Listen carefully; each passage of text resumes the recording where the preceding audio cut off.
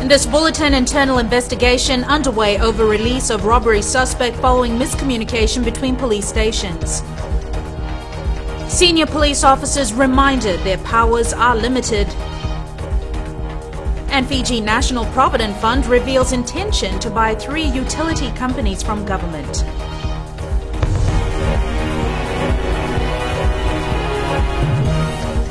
Good evening, I'm Jackie Spate and this is FBC News. An internal investigation is being carried out into the release of robbery suspect Tupo Vuotaki following a miscommunication between the Namaka and Ba police stations. Police Commissioner Major Ben Hunaval says Vuotaki was transferred from Namaka to Ba police station to be interviewed on an earlier allegation of robbery. However, investigations could not link him to the alleged robbery in Ba and he was released. Vuotaki is wanted for his alleged involvement in a number of serious robberies in the Western Division. A task force has been appointed to rearrest him, and the Fiji Police Force is offering a reward to anyone who might have information that will lead to his arrest. FBC News had contacted the Nadi and Ba Magistrate Courts yesterday regarding Vuotaki's case, but was informed that no files had been presented. This was after police had earlier confirmed he was to appear at the Ba Magistrate Court. Police do not possess unlimited powers, says Police Commissioner Major General Ben Hunaval. He made the point today while opening a seminar on international policing standards and exercise of police powers in Suva. Ali Kimbia has more. There are restrictions on what police can and cannot do. The Police Commissioner made it clear this morning they are not free to exercise their delegated powers exactly as they see it. The authority of police is restricted to actions associated with the maintenance of law and order and have no legislative or judicial powers. The Fiji Police Force is also using the seminar as a platform to discuss the issue of police brutality that has many times been the subject of media reports.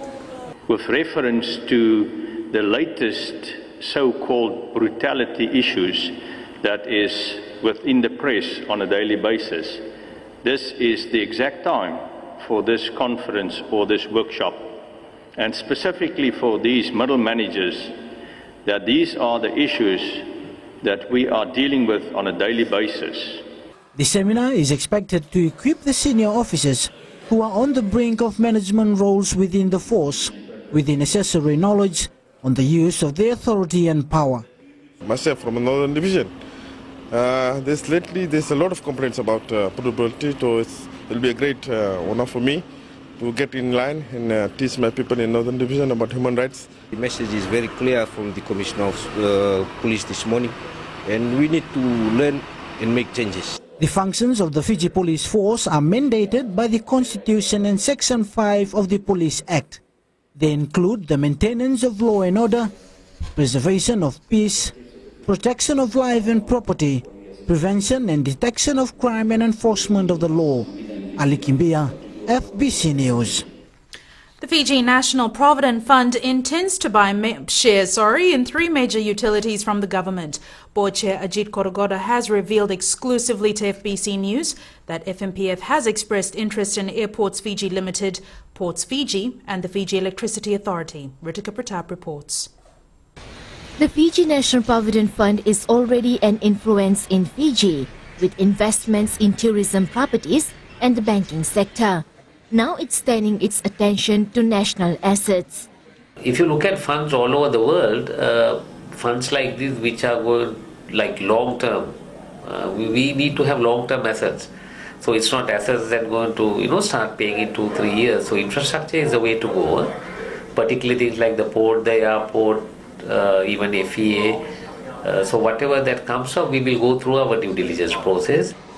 Ajit Kodagoda says the fund has explored every other option, and buying into AFL Ports Fiji and FEA seems a natural move.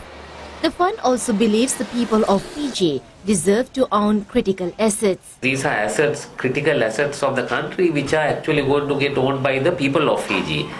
So it works both ways. It works. So each one of you will actually own a part of the asset. So whether it's FEA or the port, you will actually own it. So it's the people of Fiji who will be ultimately the owners. The asset will get transferred from the government to the people of Fiji.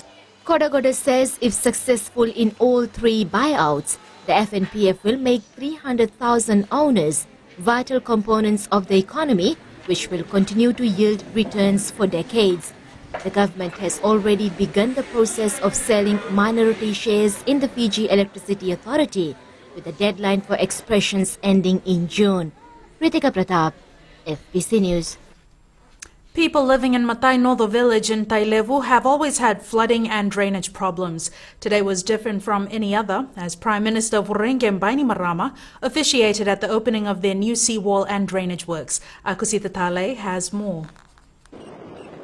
Matai Nodo village in Buretu, Tailevu is a 20-minute ride from Bau Road. With only 16 houses and about 100 residents, flooding has been a major issue for the village. Over the years, many have had sleepless nights with worries they will wake up to seawater in their houses. Their problems have been answered today with a new seawall. These walls and drains will allow water to flow out of the village and keep high tides out of it, away from your homes and your precious farming areas. The work that has been done here will avoid the accumulation of stagnant water and the boggy mud that has plagued your lives for so long. This drainage will improve sanitation and end the health risk to everyone. With 3 floodgates, the seawall will not only protect the surroundings, but will reclaim low-lying areas in the village to enable more houses to be built. You are no longer hostage to the elements and the flooding you have always experienced, especially during heavy rain. And you are now protected from the effects of the high tides, which I'm afraid are only going to get worse as time goes by. As you can see, the place where we're standing now, this is the outskirts of the village. This used to be very muddy when we plant our root crops here, and it has always affected our vegetation. However, the new seawall will now enable us to plant more dalo, mbele, eggplants, pumpkins that will benefit the village. When it rains, our houses get flooded and it takes so much time to dry, which causes many skin diseases in children and even us adults. But now with proper drainage, it has helped us in our everyday lives, as the land we live on has always been soggy, and we've seen a much better change now. More than 600 villages in Fiji are affected by rising sea levels brought about by climate change. The Prime Minister also told the residents that government is having problems getting bigger countries to listen and act to reduce carbon dioxide emissions, which are a factor in global warming and sea level rise. Akusita Tale, FBC News. Tourism Malaysia's culinary ambassador Datuk Chef Wan says he wants to promote Fiji as a tourism destination through his cooking show. The chef has been in Suva filming an episode to feature on his famous cooking show called Kembara Chef Wan. Ellen Stolz reports.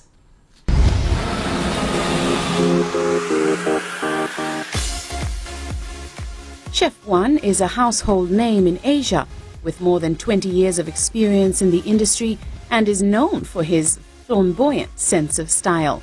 This chef, author, actor, TV host and publisher is working with renowned New Zealand chef Robert Oliver for the next episode of his cooking show, which features Fiji. And I love the Fijian people, because, just about everywhere we stop, everybody open their heart and smile and laugh. And that's the kind of personality I am, And that's what I love about Fiji, and it's a great country to promote tourism because you have all that. And the people themselves are there ready for the whole world. Part of the cooking program was filmed at Mango Cafe in Suva, which uses natural produce and traditional cooking methods like the popular lovo. The show is intended to promote Fiji as a destination for food tourism and encourage local entrepreneurs to try and source food from the local markets as much as possible. If the hotels were starting to ask for traditional food and starting to ask for the kuita and the ota and all of that on Monday to Thursday, then you would have that demand, and then therefore it would create a sustainable economy. So I think that's a really, really important thing that we all need to recognize. Although he spent only a few days in the country, Chef One hopes to return to shoot a second episode soon. And I'm dying to do a seafood program because your seafood is incredible. And so I hope to travel with not just me alone, but some of the Fijian chefs as well, to go around and explore all the island, have fun, but cultural stuff will be exciting, yeah? So I'm looking forward to do that. Canberra Chef One will be broadcast in 90 countries as well as on Air Asia flights, as he is also the brand ambassador for Malaysia's low-cost airline. Ellen Stalls, FBC News.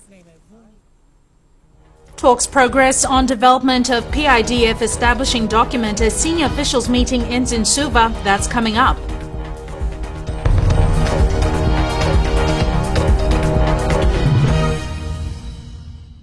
So what was the question again? Oh, why is it called the traffic jam? Well, you know, the reason is it's because I have two really cool cars. Seriously cool cars. And I love drifting, racing, because I am fast and slick. And plus, I like to create a bit of traffic jam myself with a whole lot of great music. Bulumanaga, my name is Real, your host and DJ, right here on the Today FM Traffic Jam, every weekday from 3 p.m. to 7. Right here on Today FM, today's hit music.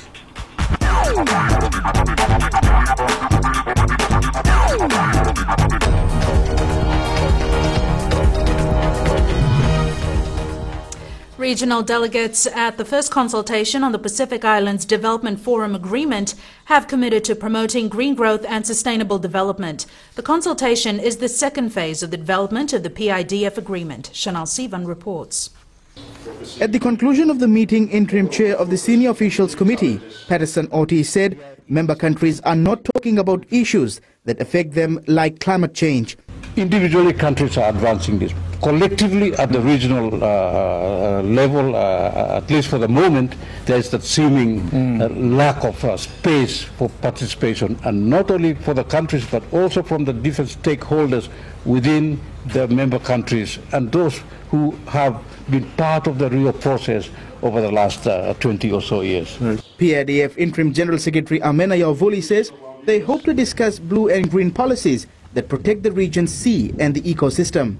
Bringing leaders of governments and leaders of civil societies and leaders of private sector together to deliberate on this important issue of green growth is really vital, and that's the uniqueness of PIDF. The regional meeting also looked at a budgetary allocation and the funding system of the PIDF. Further discussions on these issues will take place in June. More discussions on the PIDF agreement will take place before it is presented to leaders for endorsement at their meeting in Nandi in August. Chanel Shivan, FBC News. The construction of the Nandi 4-lane road project will intensify by Sunday as crew members begin working 24 hours a day to try and reduce congestion. Higgins Construction will work on the project day and night as they fast-track completion of the Votor level roundabout. Christopher Chand reports. Traffic problems due to the current road construction are becoming a menace. To try and solve the congestion, part of the solution is working 2 shifts, day and at night. That allows us to actually look at, doing certain activities over the nighttime period and take away the disruption to the community during the day. During this period, Higgins will be working overtime around the Votolevu roundabout for close to 8 weeks. The focus is get the roundabout finished, finish it in July rather than October 2015. All these elements, everybody working together with the measure of nighttime working helps us to then hopefully achieve all of this for the community. Motorists are being warned to pay more attention on the roads due to the changing lane restrictions. controllers will restrict the lanes as you go through the roundabout, maybe at 7 o'clock in the evening. And then if you've gone out to see some family or visit relatives, to the cinema, coming home on the way back around 11 o'clock, you'll find something completely different. They might instruct you and direct you to go round the roundabout the wrong way. And that's because they'll be working on the other side. Construction work at night will be intermittent. The Fiji Roads Authority hopes by completing the roundabout, they will be able to reduce the disruptions. Christopher Chand, FBC News. In the Suva High Court this morning, suspect Usai Kilaiverata was formally charged with the murder of former journalist Losana McGowan. Kilaiverata did not enter a plea to the charge. He is alleged to have murdered McGowan on the morning of Easter Saturday. She was found dead on the floor with a fatal head wound. Kilaiverata has been remanded in custody to reappear on the 18th. A group of disgruntled former members of the Rarawai and Penang Cane Producers Association have gone to court over allegations that they were illegally removed from their positions. The 10 board members are seeking to resume their duties and have listed 3 ex parte orders in the Lautoka High Court. Their lawyer stated in court today that due to their unconstitutional removal, they remain active. They are seeking a court order that the association is to allow them to resume their duties and to stop its extraordinary general meeting scheduled for May 16th. Justice Sapuvida will make a ruling on the case tomorrow. The 10 board members were voted out during the association's annual General Assembly on March 30th. Minister for Infrastructure and Transport, Pio Tikundoandoa, says the government has high expectations for his ministry's performance. Tikundoandoa highlighted this issue during the senior leadership workshop in Suva this morning. Watisoni Raikondroka reports. Tikundoandoa says government's expectations are high regarding his ministry's service delivery. There is a need for us to change and to adapt accordingly in terms of where government is taking the nation and the people in terms of development and the role of the public service in general, including my ministry. While conducting the workshop, Minister for Health, Sonia Usamate, said the success of any organization depends on the leadership at all the different levels of the organization. To share some ideas and a lot of the discussion of the ideas, give them ideas on how they can improve leadership. All the people attending the workshop and improve leadership as a whole in the ministry. To add on, Permanent Secretary for Infrastructure and Transport, Francis Kim, says they were blessed to have such prominent speakers speaking at the workshop. Just to come and share with us their experiences to help the senior leadership of the ministry in their service delivery to government, and most importantly, our service delivery to the citizens of this country. The Ministry of Infrastructure and Transport hopes the workshop will help improve service delivery and enhance leadership and management capabilities of its senior management. Watisoni Raikondroka, FBC News. Sports is up next. Here's Jamie with the latest. Good evening. Coming up in sports, a relentless Nadranga defense holds bar to a 0-0 draw. We'll take a look at that game and others from the Fiji Fact after the break. Stay with us.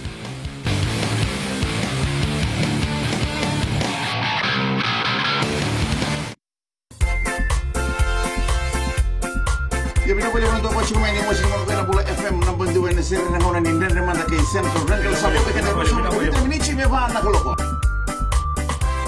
Ni sabola. Oya wa wati sonda lai. Ngona e mosdon. Nama dikirau mena tolu kene bitu. Ena via kabi moli tikena porombuka. Goria na lali ne kabi. Bula FM number 2 en ese.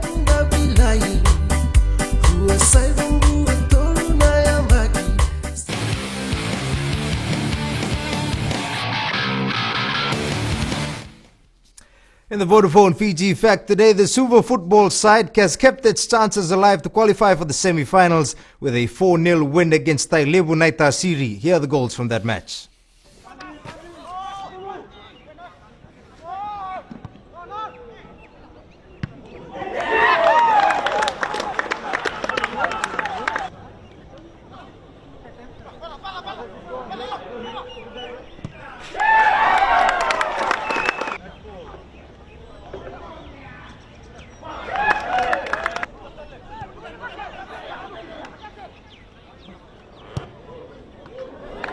We started off very well today, scoring 4 goals in the first half. But but we started losing possession in the second half.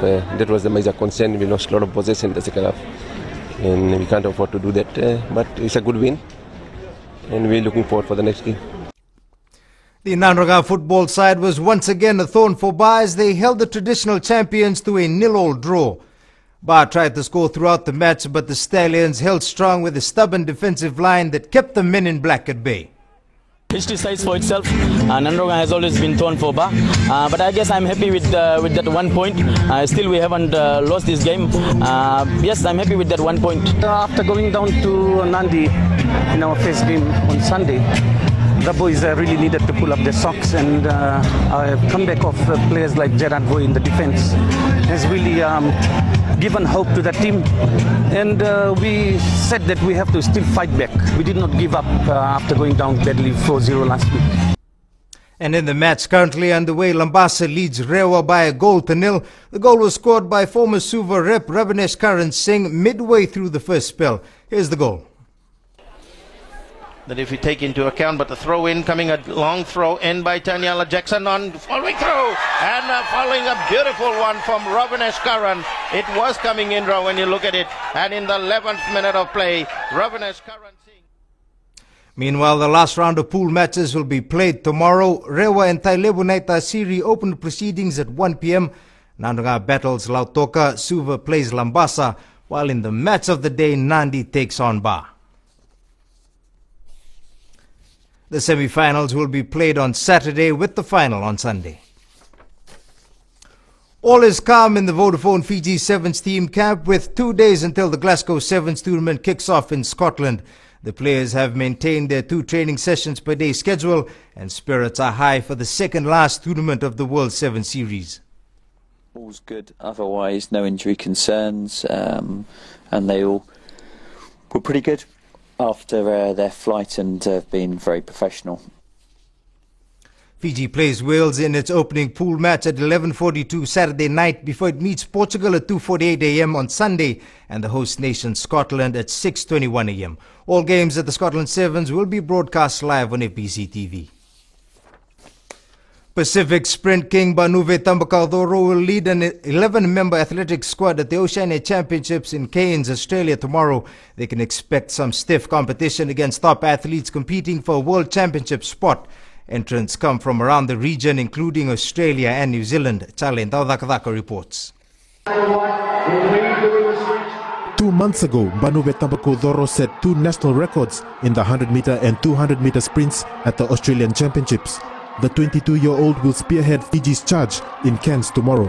And the athletes were picked on the premises to try and give most of our members in the Pacific Games squad exposure. We had a group that went to New Caledonia earlier, and that was a completely different group. There was another group that was in Australia for the Australian Championship, and this is the third group. So we're trying to spread the exposure on international meets throughout most of our athletes.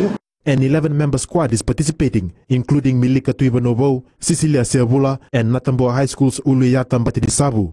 Competition is expected to be stiff as rival countries field the best athletes, since this year's competition is a qualifier for the World Championships. We are told that Australia will have a strong team at the Oceania Games this year, as most of the Australian A squad members will be using the Oceania Games as their last chance to qualify for the World Championships. So the expectation is this Oceania Games will be a lot tougher than what we've usually had in the past. Previously, Australia and New Zealand used to send their development squads. Any Fiji athletes who qualify with international standards at the championships can look ahead to the competition in the World Athletics Championships in China this August. Thailand Odakadak, FBC Sports. 32 teams have registered for the inaugural Process 10 tournament that will be held next Saturday in Nandi. The competition is being held to raise funds for Western schools that will be taking part in the Fiji Secondary Schools Deans competition. Josephine Navula has the details. Teams will compete from the under 15 to 18 grades as the hype towards the 2015 Deans Secondary Schools competition intensifies. However, this tournament is not about rugby only, but to raise funds for the schools from the West. It depends on how the management of the school see it. Basically, the foundation remains the same. We are just going to work on under 15, 16, 17 and 18. and the village boys or the boys from the neighborhood can actually get together and form a team. The organizers have been impressed with the interest shown by teams so far. Because it's the first time, it's a new thing, it's a new concept to Fiji, and because it's a start, it's the first tournament, we only accepting eight teams for different grades, so therefore 32 teams altogether. The one-day tournament will be on Saturday next week at Prince Charles Park in Nandi. Josephine Vula, FBC Sports. And that's it from Sports Tonight. Good evening.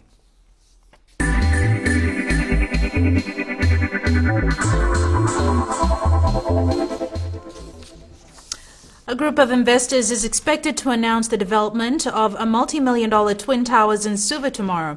The site for the project is the renowned Union Club. Spokesperson Bridge Lal says the trustees have the blessings of the club's patron to develop the towers on the existing site.